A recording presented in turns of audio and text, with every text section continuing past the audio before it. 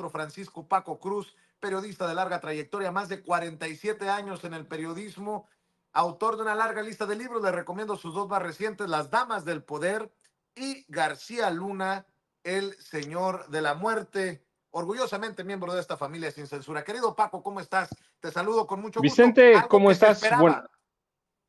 Vicente, sí, buenos días, algo que se esperaba. Ahora todos son inocentes, todos son santos, pero bueno, siempre la primera declaración es esa. Seguramente tienen mucho tiempo para, Joaquín Guzmán López y el Mayo Zambada tienen tiempo para negociar o para por lo menos jugar sus primeras piezas. Así que esta primera declaración no cuenta, esta primera audiencia es nada más para entender de qué los acusan y luego ya a partir de ahí en tener o armar un plan de defensa que seguramente ya lo tienen, Vicente. Pero buenos días, sé que está por ahí Pepe Reveles, el licenciado César Gutiérrez Priego, así que aquí estamos, Vicente. Déjame saludar primero al abogado César Gutiérrez Priego, a nuestro hermano, a nuestro gran amigo, el licenciado César Gutiérrez Priego. El querido Pepe Reveles aún no llega al sistema, el maestro Pepe Reveles, pero le decía, ya llegó el abogado especialista en Derecho Penal, Derecho Militar y Seguridad Nacional, César Gutiérrez Priego, a quien saludo con mucho gusto. César, ¿cómo estás? Muy bien, Vicente, con el placer de estar aquí con ustedes, ya saliendo del COVID, que anduvimos enfermos estos últimos. ¿Qué? Sí, me dio COVID nuevamente por octava ocasión, entonces estuvimos todo el fin de semana, apenas me voy a hacer la prueba en un par de horas para ver si ya podemos seguir trabajando, por eso si me ven un poco demacrado es que sí, estuvo complicado el fin de semana con el COVID. ¿Todo bien, César? ¿Tranquilo? O sea, Bien, bien. estuvo pesadita la cosa. Estuvo un poco pesado, no hubo necesidad de llegar al hospital ni nada, pero sí se me complicó y como soy fumador, obviamente la parte de los pulmones me complicó un poco más, pero bien, ahora sí como dicen en mi rancho, sin Yolanda, Mari Carmen. Oye, a ver, antes de que llegue el maestro Pepe Reveles, ¿cómo ven esto de el culebrón, si me permiten la expresión, la saga de qué fue lo que pasó cerca del Paso con la entrega o la captura de el Mayo Zambada? Siguen saliendo cositas. Y bueno, mi querido Paco, nosotros al pendiente de que le confirmen al presidente, dicen las autoridades estadounidenses que no hubo trabajo de ellos detrás de esto, que no hubo un pacto, que no ingresaron, todo parece indicar a territorio mexicano, pero pues tengo la impresión de que al presidente de México todavía no le ponen los pelos, no le muestran los pelos de la burra, ¿no? Vicente, no se los muestran, hay cualquier cantidad de huecos en esa historia, muchos, y cada uno los llena como según sus fuentes, según va atando cabos, según va atando, es como construir una telaraña, no sabes de dónde partir, pero eventualmente la tienes. Así que este caso de Joaquín Guzmán López, de Ismael El Mayo Zambada García, todavía da para mucho. Hay cualquier cantidad de especulaciones, cualquier cantidad de historias, cada uno tiene su verdad. La realidad es que, mira, tampoco hay en este momento evidencia de que agentes de Estados Unidos incursionaron y no lo necesitan. Mira, yo te había platicado antes, en abril de 1990, el presidente George H.W. Bush autorizó, perdón, no autorizó, dio una orden para que la DEA capturara a un grupo de narcos mexicanos, todos históricos, dio la orden y lo que hizo la DEA es que no entró a territorio mexicano, le pagó $250,000 a un grupo de mercenarios entre soldados en activo, soldados en retiro, y policías federales en activo. Y ese grupo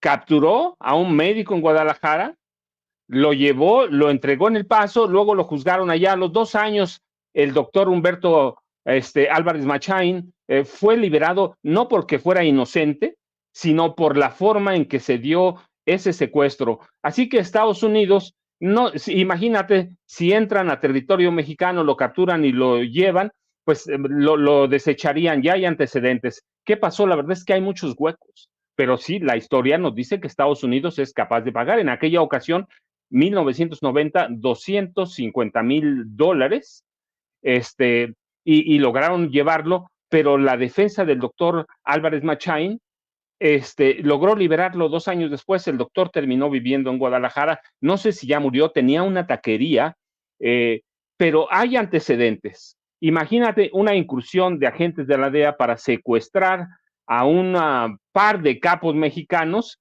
sería una locura y se rompería abiertamente la relación entre los dos gobiernos y saldría mucho perdiendo el gobierno de Estados Unidos. ¿Por qué?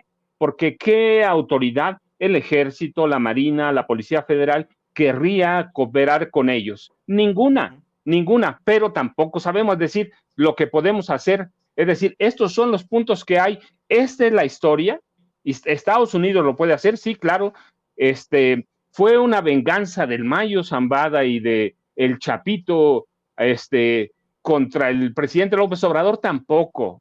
Sí, venganza de qué, pero también podemos decir que el Mayo Zambada está enfermo no ahora. Mike Bill te lo dijo ayer, tiene 10 años que está enfermo. Cualquier condena, bueno, hasta se le ve el físico deteriorado, ya se ve que se está chaparrando, 76 años de edad. Y Joaquín Guzmán López, también un tipo que no es una persona importante en el cártel de Sinaloa, por lo menos en la célula del Chapito. Iván Archibaldo, su medio hermano, y hermano de Jesús Alfredo Guzmán Salazar, son los hombres que controlan esa facción del cártel de Sinaloa.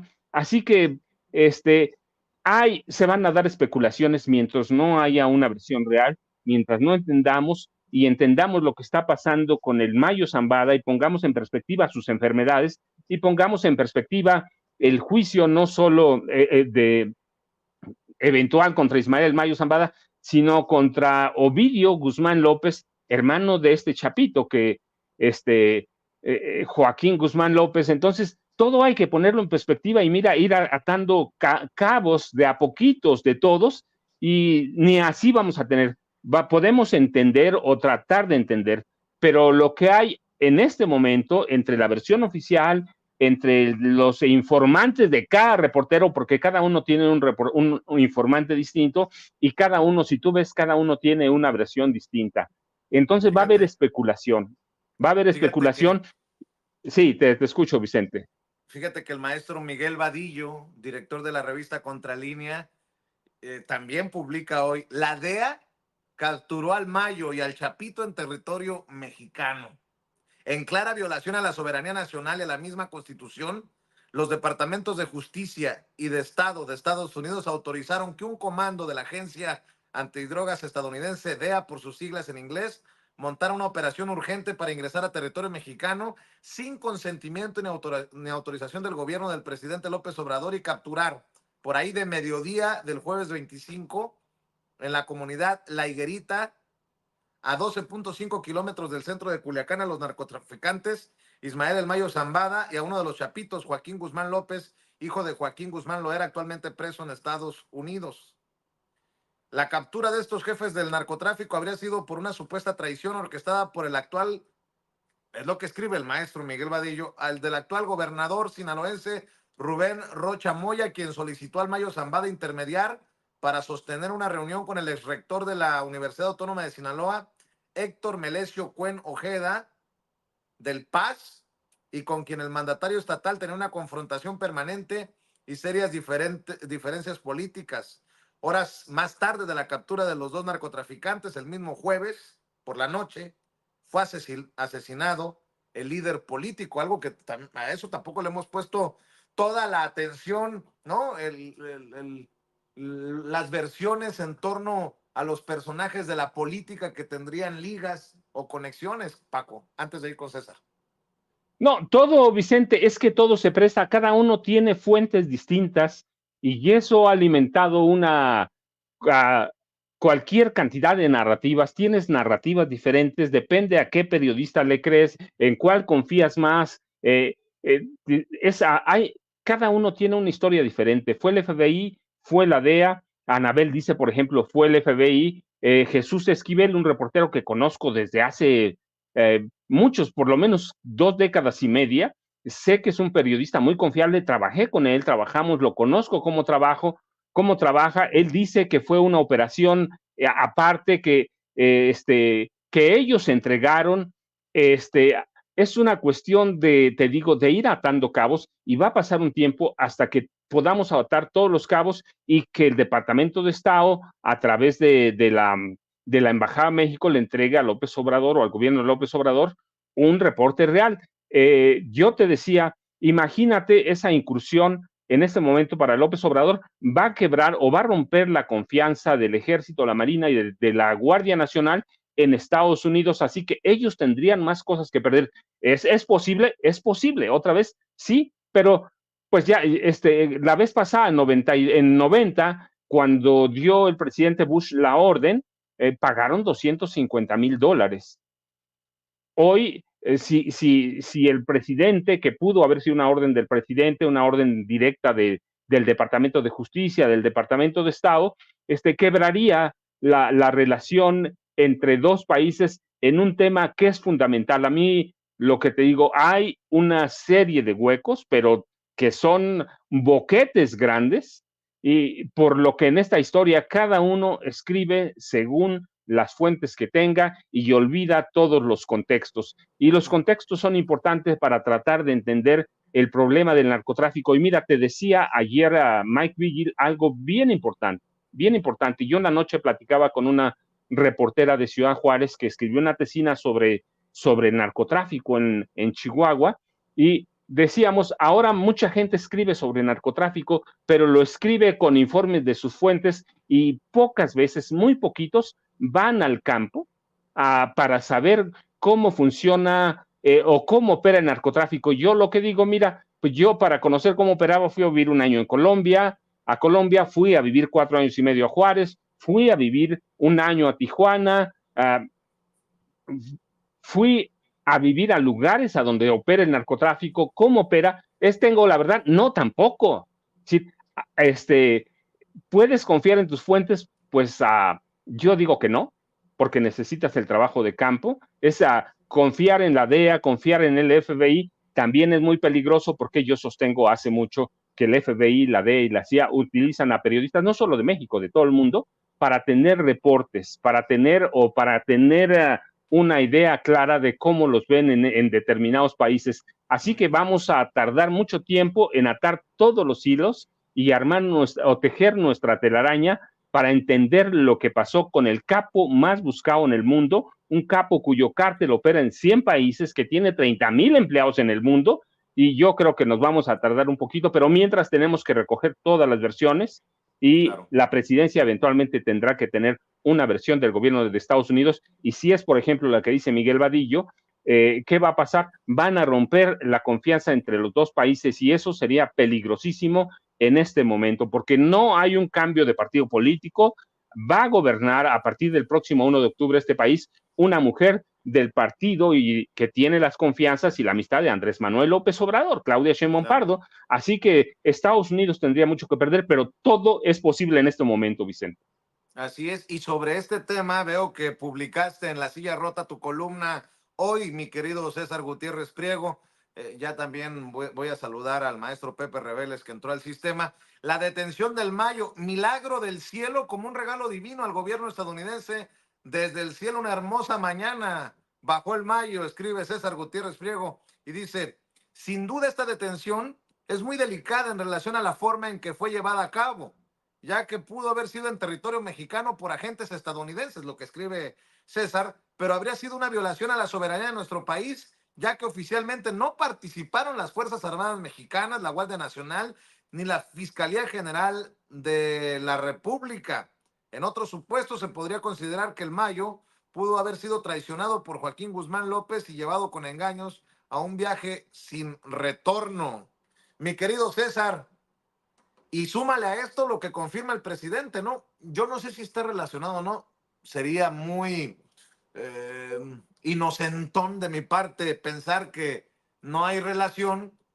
Fueron profanadas las tumbas de familiares del Minilic de Damaso, otro de los personajes que también terminó siendo o pactando con las autoridades estadounidenses y según tengo entendido ya está en libertad luego de haber cruzado hacia Estados Unidos y entregarse, mi querido César.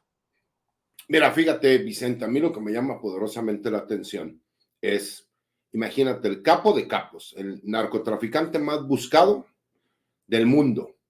Además, el último gran don o zar de las drogas, que además era uno de los objetivos prioritarios del gobierno de los Estados Unidos, el Mayo Zambada, el legendario Mayo Zambada, y creer que lo pudieron haber chamaqueado, la duda viene aquí. Como un personaje como él, que se ha cuidado tanto, que tiene 76 años, que se dedicó 50 años por lo menos al negocio más peligroso que puede existir en el mundo, que es el tráfico de drogas, y que nunca había pisado una prisión, de repente lo pudieron detener o lo chamaquearon. Y ese es donde vienen muchísimas de las dudas que todos los demás podemos tener.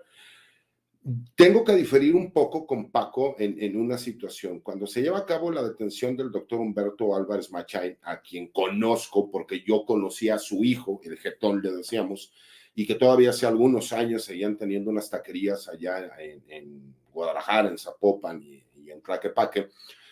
Por ejemplo, con él la situación fue que no lo regresan a México porque fue secuestrado, porque incluso ese caso que fue a Estados Unidos contra Humberto Álvarez Machain, llegó hasta la Corte Suprema de los Estados Unidos y la Corte Suprema determinó que si una persona, no importaba el estatus, cómo había sido ingresado hacia los Estados Unidos, tenía acusaciones e imputaciones en el del gobierno de los Estados Unidos por parte de la Fiscalía, no importaba, iba a ser procesado.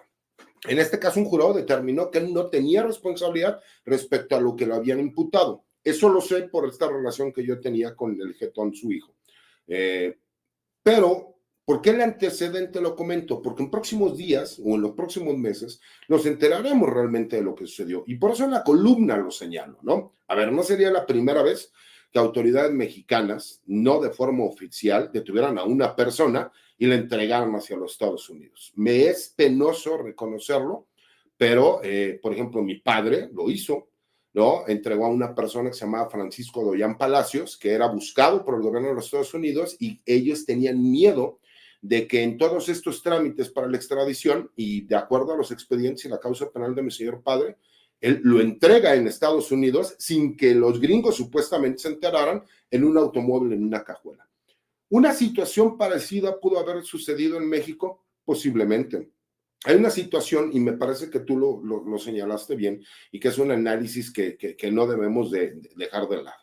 El hecho de que Héctor Melencio Cuen, que era una persona conocida por ser amigo personal del Mayo, que eso era públicamente conocido, hay que recordar que si bien es cierto tenía una relación muy cercana con el Mayo, recordemos que hubo un incidente en donde uno de los hijos del Mayo se le acusa de haber matado al hermano de Héctor Melencio Cuen. Es otro punto que a lo mejor no hemos analizado y que de acuerdo, ¿no?, a esta misma investigación que publica Ian Grillo, en donde él mismo menciona que hay un tercer personaje, ¿no?, además de Héctor Melencio Cuen, que era el encargado, pero no distingue si era el mismo personaje que él está señalando, que es Héctor Melencio Cuen, o si era un tercero ajeno a esta situación. Lo que sí queda claro es que es poco probable que el narcotraficante más buscado del mundo, de uno de los carteles más poderosos del mundo, haya bajado la guardia. Y más cuando hay un hecho que me parece muy trascendente. ¿Y por qué sigo pensando que muy posiblemente esta detención fue pactada? Hay que recordar que el 5 de julio de este año, en el 2024, la Marina Armada de México, en conjunto con la Guardia Nacional, detiene al jefe de escoltas del Mayo Zambada, porque se les peló por minutos el Mayo. La realidad es que iban por el Mayo. Me parece que este hecho no ha sido muy tomado en cuenta y me parece que demuestra que a lo mejor la protección institucional que tuvo durante décadas el Mayo ya estaba comprometida y que sus círculos cercanos se encontraban comprometidos. Porque no tiene lógica ninguna de las versiones que dieron, ¿no? Eso de que fueron a revisar pistas clandestinas para el traslado de drogas, por el amor de Dios, en primer lugar ya no es el negocio que era anteriormente traer cocaína, ¿no? Para pasarlo de los Estados Unidos, porque ahorita a lo mejor el fentanilo es muchísimo mejor negocio y no necesita ni siquiera transportarlo ya procesado, con que lo que se está haciendo ahora, que es directamente llegan a los Estados Unidos y desde los Estados Unidos lo producen, pues no habría necesidad. Dos, no tiene que ver con las funciones que él manejaba, ¿no? Como jefe de una de estas facciones, tal vez de las más fuertes, del Cártel del Pacífico, que conocemos como el Cártel de Sinaloa. Entonces, por supuesto que no tenía lógica, pero la tercera, y que es la que más me llama la atención, que supuestamente Joaquín Guzmán López lo haya secuestrado, que lo haya trasladado hacia los Estados Unidos, esto como para tratar de eximir que hubiera podido haber una operación, ¿no? Por parte del gobierno de los Estados Unidos en conjunto con alguien en México, porque forzosamente tuvo que haber existido apoyo de alguien en México con capacidades tácticas operativas para poder realizar este tipo de operativo y posteriormente llevarlo hacia los Estados Unidos, ¿no? Entonces, me parece que hay un sinnúmero de información que vamos a ir llenando, ¿no? A través de los días. Me parece muy claro el hecho de que se declara inocente Joaquín Guzmán López, hijo, ¿no? Pero hay un hecho que nadie puede cambiar. Recordemos que Ovidio Guzmán, 2 días antes del operativo, el 23, fue trasladado a la misma prisión en donde ellos se terminan siendo llevados para procesarlos. Y esa es la parte que me llama poderosamente la atención porque supuestamente la información que da el New York Times y el Wall Street Journal mencionan que fue para cotejar declaraciones. ¿Cotejar declaraciones de qué? Yo puedo entender que las autoridades norteamericanas sean muy eficientes, pero ¿a poco tienen una bola de cristal como para saber que el día 25, curiosamente, iban a detener a el Mayo Zambada y a Joaquín Guzmán López? Entonces, me parece que estamos empezando a llenar los espacios y me parece que por supuesto que hubo intervención del gobierno norteamericano porque sigo sin creer que hayan chamaqueado al hombre más longevo del tráfico de drogas a nivel mundial por el simple hecho de que ese día bajó la guardia y lo terminaron secuestrando para llevarse a los Estados Unidos. Honestamente, no me la creo. Bueno, pues imagínate una violación a la soberanía nacional con un presidente como Andrés Manuel López Obrador. No estamos hablando de cualquier cosa en caso de que así hubiera ocurrido. Y bueno, déjenme también sumar a la mesa, mi querido César, mi querido Paco, al gran Pepe Reveles, al querido, admirado, respetado Pepe Reveles. Más de 50 años en el periodismo, por eso disfruto tanto esta mesa que ya sé que es una de las favoritas de la audiencia de Sin Censura por el gran bagaje con el que nos ayudan a analizar los casos, el querido Pepe Reveles. Por cierto, le recomiendo su más reciente libro, como no anda en redes sociales, como nosotros sí andamos echando trancazos, pues a lo que te truje, chencha, necropolítica y narcogobierno. Nuevas dinámicas de poder en México, de Pepe Reveles, su más reciente libro. ¿Cómo estás, Pepe? Pues nosotros aquí hablando del Mayo Zambada, hoy que estoy leyendo que el hijo mayor del Chapo Guzmán, que fue detenido con el Mayo, se declaró no culpable de los delitos que se le imputan durante su comparecencia en este tribunal en Chicago, acá en Estados Unidos, ante la jueza Sharon Johnson Coleman. Guzmán fue acusado por el gobierno estadounidense de tráfico de drogas, específicamente de fentanilo, lavado de dinero, posesión de drogas. Y bueno, ahí estuvo Jeffrey Lichman, el que fue también abogado en el caso, en el juicio del Chapo y de Ovidio Guzmán, su carnal. Mi querido Pepe, gracias por estar aquí. ¿Cómo te va? Un gran gusto saludarlos, Vicente, a ti, a Paco y a César, al abogado César. Me parece que conforme pasan los días se ha ido enredando más el tema del Mayo Zambada. El propio presidente de la República está admitiendo la posibilidad de que agentes extranjeros hubiesen participado en su captura en territorio mexicano. dice que no está aprobado, pero admite esa posibilidad, ¿no? Ya no vamos a volver al caso Álvarez Machain para no repetir lo que dijeron tanto Paco como el licenciado César, sino que me parece a mí que hay cosas que deben aclararse y que se han dicho, pero que no se han terminado de decir. Por ejemplo, cuando se habla de un avión Cessna 205 que salió del aeropuerto de Hermosillo, con el nombre incluso del piloto estadounidense, que no se dedica a ser piloto, es dueño del avión, ¿no?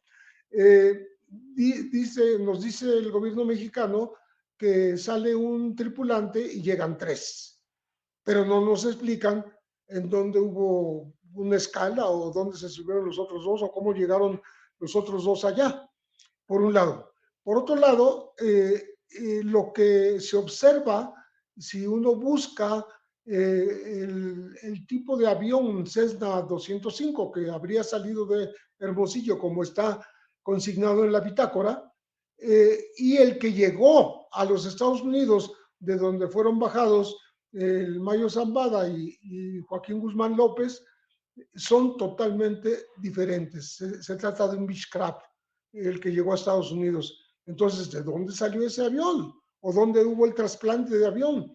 O si las autoridades de Hermosillo permitieron que se tergiversara la bitácora para decir que nada más iba una persona, o si hizo alguna escala y no sabemos en dónde ocurrió.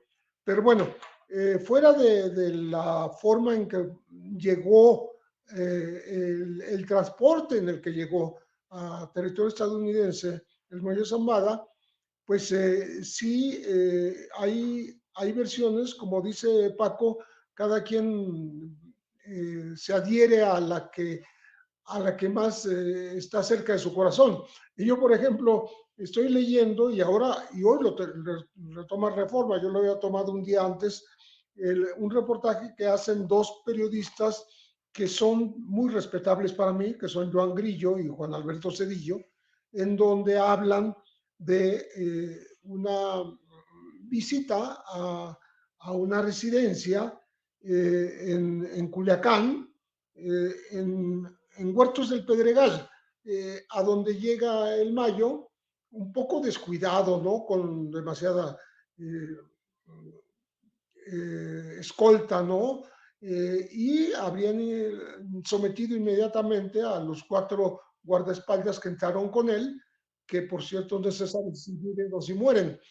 Y los 2 que estaban afuera, un asistente personal y otro escolta, vieron el asunto y salieron huyendo.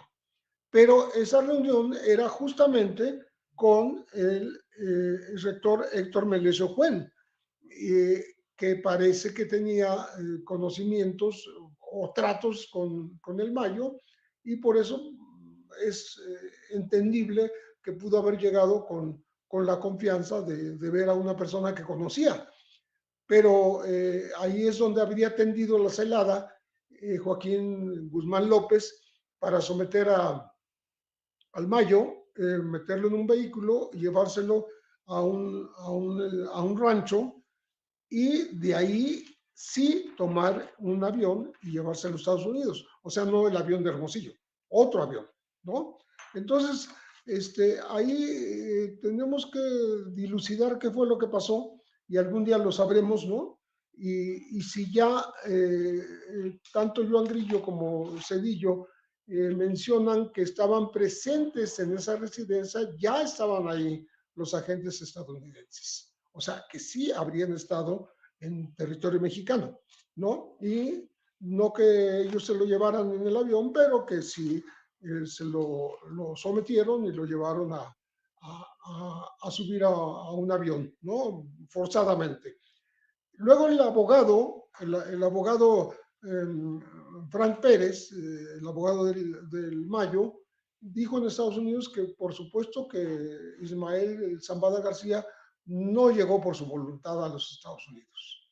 Él fue obligado a subir y fue sometido por 6 hombres vestidos de militar así da el dato exacto, 6 hombres vestidos de militar y después atado de las piernas, subido al avión con una bolsa negra en la cabeza para que no ni siquiera viera dónde se lo llevaban. Lo amarraron al asiento y así viajó hacia Texas en los Estados Unidos. Cuando bajan el, el hijo del Chapo, Joaquín Guzmán López, cuando baja en los Estados Unidos, me estaban entrevistando y pasaron la imagen del Chapito, de este Chapito, todos son Chapitos, son 4, ¿no? De Joaquín, él saluda de mano a los agentes que lo reciben.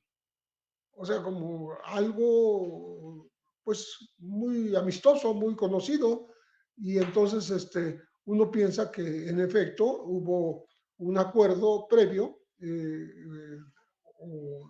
de último momento si se quiere, pero un acuerdo para que él traicionara al Mayo Zambada y se lo llevara, que por cierto es su padrino de este Joaquín.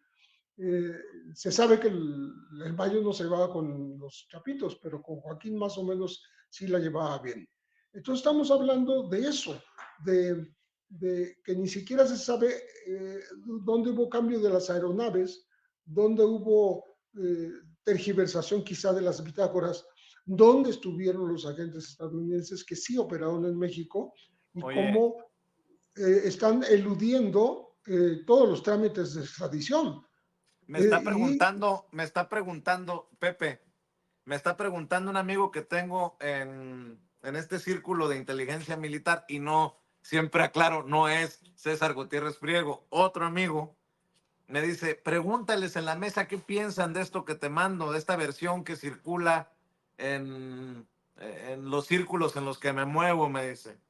Ismael El Mayo Zambada y Joaquín Guzmán López se entregaron a las autoridades estadounidenses. Llegaron al Aeropuerto Internacional del Condado de Doña Ana, en Nuevo México, a las 11:34 de la mañana, tiempo de la montaña, en un vuelo procedente de Hermosillo, Sonora. Y de esta versión, por eso me pregunta mi contacto, el 5 de julio, la Infantería de Marina Mexicana realizó 8 allanamientos en Culiacán, Sinaloa, deteniendo a 9 personas. En uno de los inmuebles encontraron a Ismael El Mayo Zambada y su hijo Ismael Zambada Sicairos, alias Mayito Flaco. En los operativos participaron agentes estadounidenses, durante los cuales se recuperó esta pistola y por ahí es lo que publica el Wall Street Journal, esta pistola con la MZ del Mayo Zambada, conocido así en el mundo del narcotráfico como el MZ. A cambio de la libertad del Mayito Flaco, el Mayo acordó entregarse al gobierno de Estados Unidos, donde probablemente pasará el resto de sus días tras las rejas. También se comprometió a proporcionar una suma sustancial de dinero e información valiosa que conduzca a más arrestos e incautaciones de drogas. Así termina el histórico reinado del narcotraficante más poderoso del mundo, que nunca había puesto un pie en prisión. El nuevo líder del cártel de Sinaloa ahora es Ismael Zambada Sicairos, conocido como el Mayito Flaco. ¿Cómo ven esta versión? Porque me ha estado insistiendo este contacto, ya es la segunda ocasión que me envía esta versión descabellada, viable, ¿no? Que se suma pues a todo esto que estamos tratando de desmenuzarle a la audiencia ante la falta de claridad, tanto en México como en Estados Unidos, por estos arrestos o estas detenciones, Pepe. Sí hubo un operativo el 5 de julio, pero lo que está diciendo esta nota es que encontraban al Mayo. Digo, si lo hubieran encontrado, se lo hubieran llevado ya desde entonces, ¿no? Encontraron quizás restos de que estuvo ahí, eso sí puede ser, ¿no? Pero no creo que a él personalmente lo tuvieran resguardado desde el 5 de julio hasta este 25, ¿no? No, yo creo que empezaron a hallar las pistas en este seguimiento en el que efectivamente siento yo que participaron agentes de los Estados Unidos y que tienen muchísimo que ver y no lo sabemos ahora, lo vamos a saber con el tiempo, porque pues ahí hay cambios de de personal que viaja en aviones, cambio de aviones, hay cambio de versiones de que si se entregó, que si pactó, pero al final un aporte. Te escuchamos, Pepe, te escuchamos. Me Sí, imagino que hay, bueno, creo que intentaba entrar una llamada al dispositivo, sí, ¿no? y se declara no culpable, pues entonces no pactó, porque ¿para qué va a decir que no es culpable si ya pactó? En fin, creo que faltan muchísimos huecos por llenar y esperemos que tanto México como Estados Unidos tengan la rapidez para informar a la gente porque realmente es un enredo bastante complicado. Voy dejando también cositas en la mesa para que se sirvan, mi querido Paco, mi querido César, mi querido Pepe. Oye, ¿cómo ves esto que Elon Musk, el dueño de X, antes Twitter, está circulando? Ya ven que Elon Musk es uno de los personajes más importantes que ha estado insistiendo en que hubo fraude electoral en Venezuela. ¿Qué cosas? A ver si lo tiene don David, esto que está circulando el mismísimo Elon Musk. Y dice, esto es real. El Departamento de Estado y la Iniciativa contra las Drogas ofrece una recompensa de 15 millones de dólares por información que lleve al arresto y convicción, arresto y captura o captura de Nicolás Maduro Moros. Y pone este cartel de la DEA metiéndole otra cosa, otro tema a esta situación, porque en Estados Unidos pues no aceptan los resultados que las autoridades electorales venezolanas han dado y que es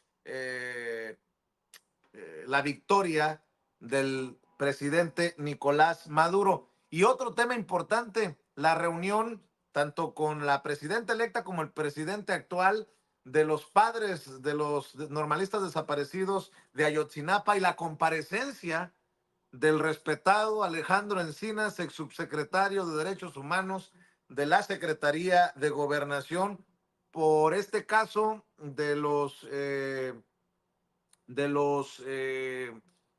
militares que podrían estar involucrados. Alejandro Encinas escribe el mismo en el Universal, en un acto sin precedente, el pasado 25 de julio comparecí como testigo por el ejercicio de mis funciones cuando fungí como presidente de la COVAG ante la audiencia solicitada por los militares. La verdad a juicio, escribe en el periódico El Universal el ex subsecretario de Gobernación Alejandro Encinas. Ahí voy dejando los temas, Paco. Usted diga por dónde vamos. Es que todos son interesantes, Vicente, e importantes. Venezuela no la va a soltar Estados Unidos, el tema. La OEA, bueno, pues es un organismo que responde a los intereses de Washington con el mayor golpista que tiene América Latina, Luis Almagro, diplomático uruguayo que es especialista en golpes de Estado. Pero lo decíamos ayer, no lo van a soltar porque tiene Venezuela algo que es bien importante para Estados Unidos, una reserva, la mayor en el mundo, de petróleo crudo, 300,000 millones de barriles. Ni siquiera Arabia Saudita tiene eso. Lo decía Maduro, lo dijo Chávez en su momento, se va a acabar el petróleo de Estados Unidos, se va a acabar en Rusia, se va a acabar en todos lados, se va a acabar en Arabia Saudita, pero Venezuela va a tener petróleo. Eso es real. No lo van a soltar. ¿Hasta dónde puede aguantar Maduro? Ya aguantaron. Mientras tenga el apoyo del gobierno ruso, puede aguantar. ¿Cuánto? No lo sabemos. ¿Es capaz a Estados Unidos de intervenir? Lo hizo en Chile, lo hizo en Argentina, lo ha hecho en todos lados. A donde quiera intervenir Estados Unidos, lo hace. ¿Va a poder con Venezuela? Hasta ahora no ha podido. Hay embargos violentísimos. Recuerda, incluso le embargaron cuentas de petróleo de Venezuela que le entregaron a Juan Guaidó como $1,000 millones y ya está Venezuela sometida a un embargo brutal de Estados Unidos, a una conspiración brutal también. Así la va a sostener. ¿Por qué? Pues porque hay planes del Comando Sur, los ha dado a conocer, tan pronto como a finales del año pasado el Comando Sur dijo, tenemos un plan de 5 años para controlar el resto, toda Sudamérica, y el Comando Norte completó, y de México hacia abajo también. Si no van a soltar a Venezuela, ¿qué tiene Venezuela? 300,000 millones de barriles de reservas probadas de crudo.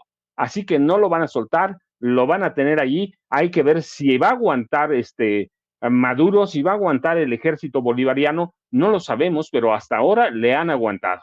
Entonces es un tema que le interesa a Estados Unidos, le interesa a la Casa Blanca, punto, le interesa al Departamento de Estado. Así que no van a soltar en este momento a Maduro, sobre todo cuando la oposición tuvo una votación considerable. Es decir, no perdió como otras veces que la habían aplastado.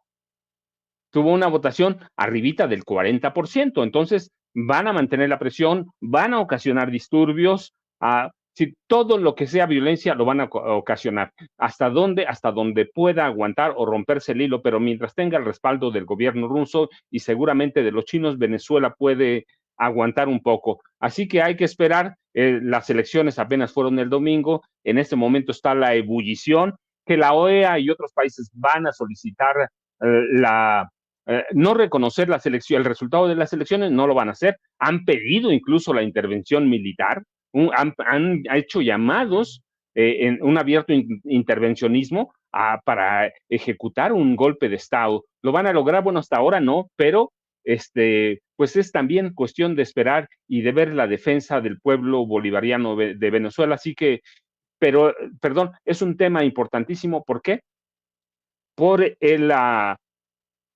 las reservas probadas que tienen de crudo. Ningún país tiene, Venezuela, el 20% de las reservas probadas de crudo en el mundo.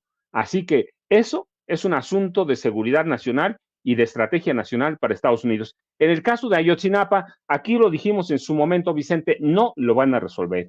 Hay muchos huecos. En el gobierno de Enrique Peña Nieto hubo suficiente tiempo para desaparecer, alterar, sembrar evidencia, todo, para torturar a testigos. Han muerto otros testigos.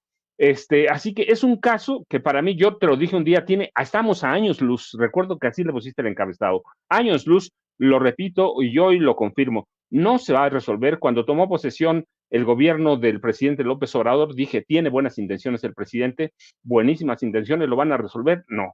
El otro, participó el ejército. Yo tengo los documentos, no solo de la primera investigación sin testar, sí, no solo tengo documentos de Telmex donde advierten que sí participó el ejército, que hubo una participación, no que ellos lo hayan matado, simplemente que participaron en una especie de conspiración. Y yo sostengo, sí hubo una conspiración, los que están, no, yo di mis nombres, estos son los que hay en los expedientes, estos estuvieron a cargo de esto y esto, había infiltrados del ejército en Ayotzinapa, así que no se va a resolver porque incluso uno de los infiltrados, el ejército dejó morir a uno de los infiltrados, la familia de estos soldados ha tenido que ir penosamente a pedir apoyo al ejército para su manutención. Pero que hubo en alguna etapa desde el principio participación, ¿lo supo el ejército? Sí. ¿Lo van a resolver? No, porque le dejaron ya el caso a López Obrador hecho un desastre. Yo lo dije también en su momento, el GIEI no hizo un buen trabajo, pero no hizo un buen trabajo. ¿Por qué? Porque confiaron mucho en el gobierno de Enrique Peña Nieto. Y esa confianza en un gobierno que participó en la desaparición, en un gobierno que se corrompió hasta la médula, en un gobierno que intentó guiar la investigación, en un gobierno que creó o fabricó una verdad histórica, pues el GIEI nunca iba a llegar a ningún lado. Así que terminaron yéndose con una serie de informes. Qué bueno que ahí están, pero para mí hubo deficiencias en el trabajo del GIEI, el grupo de expertos internacionales, hubo una deficiencia. ¿Y por qué? No importa que les dieron $2 millones, no importa el dinero, lo que importaba es que estuvieron guiados por el gobierno de Enrique Peña Nieto y ellos fueron testigos de cómo sembraban evidencia, por ejemplo, Tomás Herún de Lucio. Así que en este momento digo lo que te dije hace por lo menos 2 años, estamos a años luz de resolver el caso Ayotzinapa. No importa la buena voluntad del presidente. ¿Qué le van a dar a futura presidenta, Claudia Sheinbaum Pardo, lo mismo, van a tener, es decir, el problema ahora es una cuestión incluso de confianza, está un poco rota la confianza y lo que va a hacer, lo que dijeron los padres de Ayotzinapa, pues le va a dar un refresco, van a revolverlo, van a encontrar a los estudiantes, yo lo digo con toda la pena de los papás, con todo eso, porque es mejor siempre mantener la esperanza. Después de tanto tiempo, no los van a encontrar. Me gustaría que los encontraran. Entiendo, se me murió hace casi 4 años un hijo y sé lo que tú sabes, se me murió, sé a dónde está, pero pasé 2 años sin salir a la calle. Yo entiendo la pena de los papás que no saben a dónde quedaron sus hijos, no saben lo que pasó, y mantienen esa esperanza. ¿Los van a encontrar? Me gustaría decir sí, no los van a encontrar, dije entonces, a años luz de resolverlo. El ejército también cometió una serie de errores en el gobierno de Peña Nieto. El general Cienfuegos, Salvador Cienfuegos Cepedas, puso una serie de trabas, entorpeció la confianza, afectó la confianza de los padres en el ejército, y luego el caso también, lo he dicho, se politizó. Está politizado el caso, entonces hay una serie de cuestiones que no van a permitir darle una buena salida o una salida. Y en el caso de Alejandro Encinas, en el momento, cuando presentó su primer informe como presidente de esta comisión de la verdad, dije, no está bien sustentado, porque no han hablado con el ejército. Tenía que hablar, sí tenía que hablar Alejandro Encinas con el ejército, porque es parte del Estado mexicano, parte del gobierno mexicano. Yo lo dije, ahí la ventaja de Internet, ahí está, no está bien sustentado, no han hablado con el ejército, no están amarrados todos los puntos que deben amarrarse, así que va a haber resistencias en el ejército, y el ejército terminó obligando a votar a Alejandro Encinas. ¿Qué falta ahora? Bueno, pues esperar a que tome posesión la futura presidenta de México y empiecen de cero, y eso va a ser otro calvario para el gobierno, va a ser otro calvario para los padres y va a ser otro calvario para los abogados, porque sostener un caso como este después de tanto tiempo, viene el agotamiento político y viene la desconfianza, ya no solo de los padres, sino de la gente en los padres y la desconfianza de la gente en el movimiento Ayotzinapa. Y eso es tristísimo, pero eso está pasando, Vicente. Mi querido César, voy contigo con los temas que vamos dejando. Por cierto, se sabe, estaba leyendo lo que acaba de publicar precisamente Jesús García, corresponsal del periódico La Opinión, de que en su comparecencia, en su primera audiencia en la Corte del Distrito Norte de Chicago, el hijo mayor de Joaquín El Chapo Guzmán, Joaquín Guzmán López, aquí lo vemos en pantalla, le ponen un alias de El Güero, conocido también como El Güero. Llegó vestido con el uniforme de recluso color naranja, iba encadenado a su comparecencia, y el pues joven de 38 años reconoció que recibe atención por problemas de tiroides y presión arterial alta al declararse no culpable de los cargos. Mi querido César, ahí vamos dejando los temas, tú vas eligiendo y seguimos escuchando tus comentarios y tus opiniones. Fíjate, Vicente, que Jesús es uno de los periodistas que me gusta mucho seguir, es muy profesional, es una persona que le gusta verificar bien los datos antes de darlos a conocer, y es correcto, por eso le dicen el güero gordo a este hijo de Joaquín Guzmán, por la situación que tiene de la tiroides. Pero, fíjate, todos los temas me llaman poderosamente la atención. El único que no pienso tocar es el de las elecciones de Venezuela, porque no estuve al tanto de cómo estuvieron llevando a cabo y no me gusta hablar de temas que desconozco, ¿no? Entonces, me parece que sí hay un gran interés por parte del gobierno de los Estados Unidos en Venezuela desde hace muchísimos años. ¿Por qué? Pues porque tiene las reservas de petróleo más grandes del mundo, ¿no? Me parece que eso explica en sí una parte importante. Lo demás, yo soy un demócrata y yo siempre he pensado que tiene que triunfar la democracia, sea quien sea. Entonces, es un tema que como no he estado muy al pendiente, no quisiera tocarlo. Pero nada más para finalizar con el caso de la detención del Mayo, hay que recordar algo, ¿no? Esta versión que tú nos dices, que este amigo tuyo de estos áreas de inteligencia militar te menciona, por supuesto que también a mí me tocó que me compartieran parte de esa información, pero que incluso manejaran, como bien lo dice Paco, que a lo mejor habían detenido al Mayo desde el 5 de julio, como yo te había comentado, ¿no? Y que a lo mejor lo habían tenido resguardado. Situación que también se me hace poco probable. Lo que sí, y sí se menciona mucho, es, hay que recordar que el Mayo Zambada tiene al Vicentillo, que era su hijo consentido, que fue detenido en México, extraditado a los Estados Unidos, que incluso se supone que en esa extradición él ya tenía un acuerdo previo con el gobierno de los Estados Unidos, pero que llegando a Estados Unidos no le respetan el acuerdo. Y eso viene en el libro del traidor de Anabel Hernández, o por lo menos esa es la justificación que maneja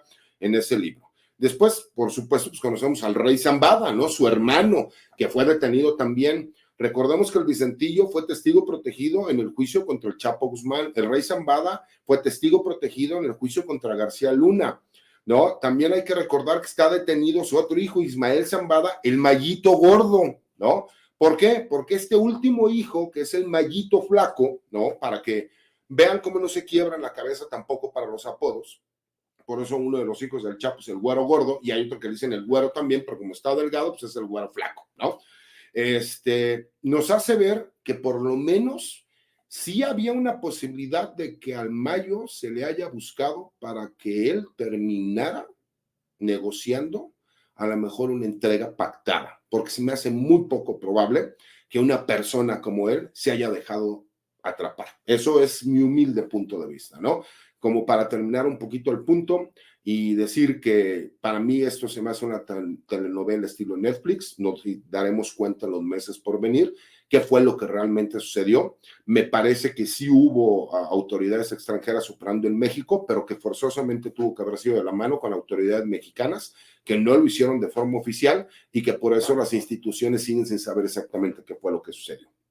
En el siguiente punto, ¿no? que creo que es relevante, tiene que ver con la comparecencia de Alejandro Encinas. Yo he dicho abiertamente que yo siento mucho respeto por Alejandro Encinas como luchador social, y la verdad es que tuve la oportunidad de estar con él en el cierre de campaña de Claudia Sheinbaum. Me tomé unas fotografías con él, de broma le dije, se las vamos a mandar al secretario de la Defensa para que haga berrinches. Él me dijo, por favor, hazlas y me etiquetas. La verdad es que es un excelente ser humano y una excelente persona. Pero hay que entender qué es lo que pasa con el caso Ayotzinapa, y bien lo dice Paco. Una cosa es lo que existe dentro de la causa penal y otra cosa es lo que sale en las noticias, mi querido Vicente. Se dice que los abogados de la Secretaría de la Defensa Nacional están litigando en contra del gobierno, y eso es falso, porque no son abogados de la Secretaría de la Defensa Nacional, son abogados particulares contratados por los elementos militares. Te lo digo porque a mí en su momento me ofrecieron llevar parte de esa defensa y yo tomé la decisión de no llevarla. ¿Por qué? Porque mi ideología no me permitía a lo mejor llevar una defensa de elementos militares donde yo veo que sí hubo información que fue arrancada y que no existe como tal. Entonces, ni me iba a sentir a gusto defendiendo a los compañeros militares, ni me iba a sentir a gusto defender a quien a lo mejor pudo haber cometido un delito y que por esta información que ya fue sustraída y que ya no existe o no hay forma de poderla recuperar, se pudieran ver algunas personas beneficiadas o perjudicadas. ¿Por qué? Hay que entender, los verdaderos responsables, las personas que aceptaron que mandaron secuestrar a los estudiantes y que los mandaron desaparecer, quedaron en libertad. ¿Por qué quedaron en libertad? Porque todos vimos ese video de Tomás Lucio Cerón, quien se encuentra en Israel, el cual, cuando él estaba encargado de la Agencia de Investigación Criminal, está torturando a un personaje que le dicen el Cepillo, y que este personaje es quien empieza a dar la información. Todo este grupo de narcotraficantes pertenecientes a Guerreros Unidos y que se declararon culpables y que aceptaron públicamente haber ordenado la desaparición de los estudiantes, ahora se encuentran en libertad al grado de que son testigos colaboradores de la Fiscalía General de la República. Cuando ellos dan nueva información, y esta información se la hacen llegar a Alejandro Encinas, el cual supuestamente son pantallazos de lo que anteriormente se manejaba como BlackBerry, para que la gente ubique, es parecido al WhatsApp, pero eran mensajes internos nada más de BlackBerry a BlackBerry. en donde supuestamente están entablando comunicación con el comandante del 27 Batallón de Infantería. Y ahí es donde viene el reclamo por parte de los elementos militares, porque mencionan que esa información que se dio a conocer por parte de Alejandro Encinas no fue corroborada científicamente por medios de dictámenes periciales. Esa es la parte legal de lo que está sucediendo ahorita. Yo sé, y siempre que hablamos del tema, todo el mundo me da unas madrizas, pero es mi obligación moral decir exactamente qué es lo que sucede. ¿Por qué? Todo el mundo sigue culpando que los elementos militares tuvieron que ver en la desaparición de los normalistas de Ayotzinapa por ciertas cuestiones. Una de ellas es la fotografía que toma el capitán Crespo adentro de un hotel allá en Iguala, en donde les dice a los muchachos, a ver muchachos, todos volteen a la cámara y den sus nombres reales, porque si no, no los vamos a encontrar, como si pareciera una amenaza. Y el segundo punto, que lo ha mencionado Paco y que es real, por medio de la geolocalización, sí se llegó a demostrar que por lo menos los teléfonos, algunos de ellos sí estuvieron adentro de instalaciones militares. Eso no significa que los jóvenes hayan estado adentro de instalaciones militares y eso no significa que hayan sido retenidos ni secuestrados, ¿no?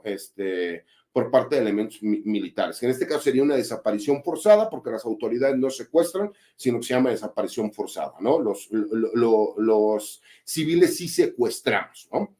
Entonces, ese es el grave problema en donde obviamente los militares se sienten agredidos, contratan a un bufete de abogados particular, en donde tienen coordinación con la Secretaría de la Defensa Nacional, pero que los honorarios son pagados por parte de los elementos militares y sus familias. Entonces, ahí es donde parecería que choca a la gente porque dicen los militares se están defendiendo. No, yo que formé en su momento parte, ¿no? De por lo menos los primeros imputados sobre este delito, el problema que existe es que lo que vemos en las noticias no existe en la causa penal. Por ejemplo, todas las imputaciones que se dicen, los testimonios que hemos escuchado, incluso de un personaje que es diputado, que formaba parte de los 43, que me tocó tener debates con él en este programa, en este espacio, no existe en la causa penal. Entonces, por eso la gente tiene tanta desinformación. Presidencia de la República ha reconocido que existe la posibilidad de que ciertos elementos militares, sin que tenga que ver toda la institución, pudieron haber estado relacionados con este grupo de criminales. Y todos los demás personajes que han imputado, por supuesto, algunos se les concedió porque dicen que todos los militares se encuentran en libertad. Falso. Algunos militares, que fueron los últimos que acusaron, que son los que están mandando llamar a Alejandro Encinas para que comparezca, ¿no? Son a los que se les concedió el beneficio de la libertad bajo caución, que no tienen nada que ver con todos los otros militares que siguen llevando su proceso en prisión, porque pues, sigue existiendo un general, un coronel, 4 oficiales y 5 de tropa. Entonces, el problema es ese, que la gente no conoce toda la información y ya ha criminalizado a toda la institución. Entonces, me parece que es el tema que es complicado. Yo sé que me van a terminar puteando, pero es mi obligación decir exactamente las cosas como son, como sé que existen, no sé ya la última parte, porque ahí sí les mentiría, pero yo, por ejemplo, no quise llevar el asunto, por lo menos la parte que me estaban ofreciendo a mí, porque mi ideología política no me lo permite, ¿no? Y no iba yo a poder hacer mi trabajo de forma correcta para defender a mis hermanos militares, cuando no estaba yo convencido a lo mejor de lo que tendría que ser la defensa. Y pues a grosso modo eso es lo que opino sobre ese tema, que sigue siendo muy escabroso y que opino lo mismo que Paco. A menos de que se ponga una persona que conozca bien el medio militar para poder recuperar la información, porque hay un problema con los militares. Por más que traten de desaparecer toda la información, son tantos los informes que se tienen que llevar a cabo que siempre termina existiendo un documento. El problema es que no han sabido dónde buscarlo, mi querido Vicente, y me parece que van a tardarse muchos años, a menos de que pongan una persona que conozca bien del gremio y del sistema para poder saber la realidad de lo que sucedió. Mi querido Pepe Reveles, también el tema Ayotzinapa, tú lo has seguido, a pesar de las críticas que se tornan políticas del abogado Vidulfo Rosales. Bueno, pues dice el presidente que fue una buena reunión, ya se comprometió en un mes a recibirlos otra vez, la comparecencia de Alejandro Encinas, en fin, muchos elementos en este tema y lo que ya he mencionado, en fin, hay mucha información, telita de dónde cortar, Pepe. Sí, sobre todo en esta última reunión de los padres con el presidente de la República, hubo carnita porque el presidente les entregó 85 files o expedientes que no conocían para que los estudien y no se han pronunciado sobre ese tema. Me parece que es una buena forma de ir empatando con las exigencias de los padres de tener acceso a toda la información, ¿no? Ya que tanto se ha criticado justamente al ejército de guardarse esta información. Pero como decía el licenciado César Gutiérrez, tarde o temprano esa información está ahí, porque el ejército la tiene que elaborar. La elabora y que tarden en darla, pues la presidencia está ayudando a que eso no ocurra, que sea lo más pronto posible. Entonces, creo que eso es positivo desde el punto de vista de la cercanía, de la voluntad presidencial, ya en los últimos meses de este gobierno, con respecto a la solución que se busca, que sigue siendo la misma, ¿no? El hallazgo del paradero de los 43 normalistas o de los 40 que quedan porque 3 han sido identificados, los restos. Eso es por otro lado.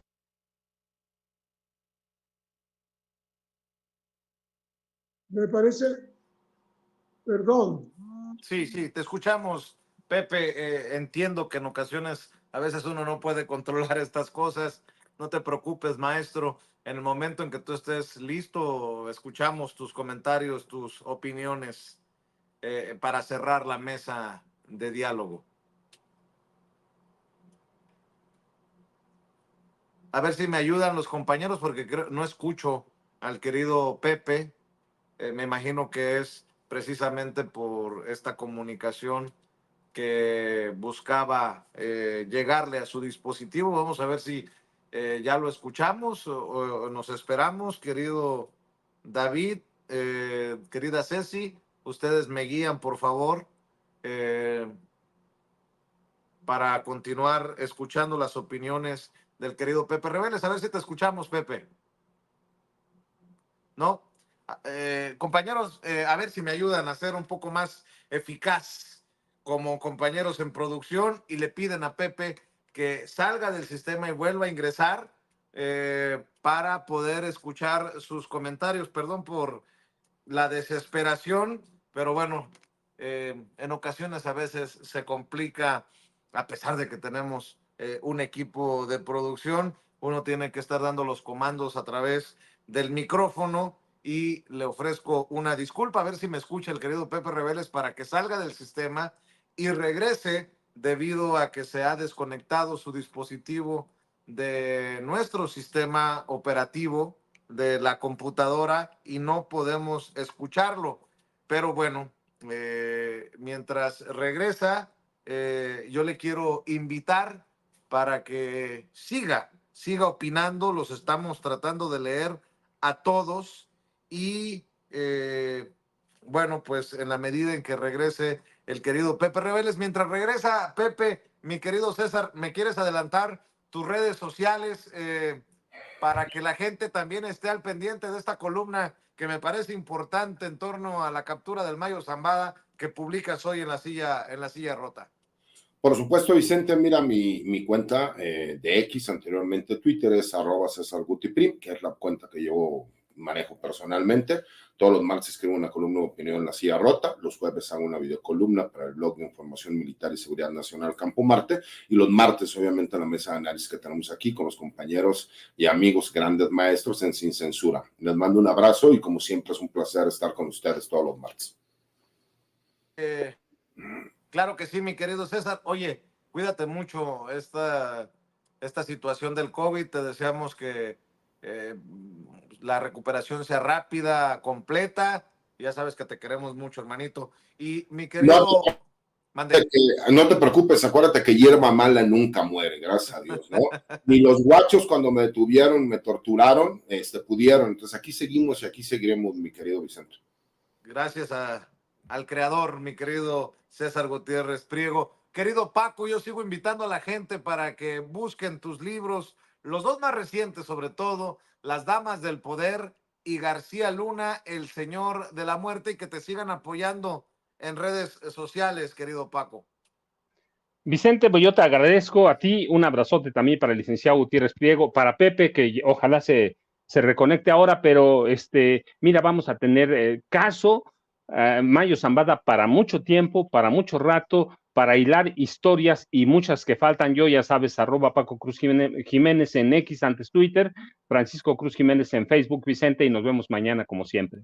Claro que sí, ya regresó el querido Pepe Reveles. Maestro Reveles, te seguimos escuchando, Pepe, en este comentario con el que cerramos la mesa de diálogo. Estabas analizando, comentando, y te seguimos. Vamos contigo nuevamente.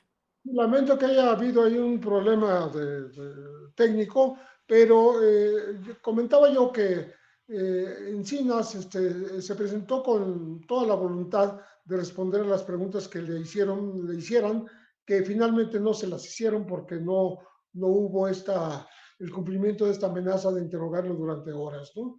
Me parece que el tema Ayotzinapa queda para el próximo gobierno como un encargo muy especial, y así se lo ha hecho saber ya el presidente Claudia Sheinbaum, que también se reunió con los padres, y creo que no se va a cejar en el empeño para llegar a saber exactamente qué es lo que ocurrió con estos jóvenes en esta terrible noche de Iguala.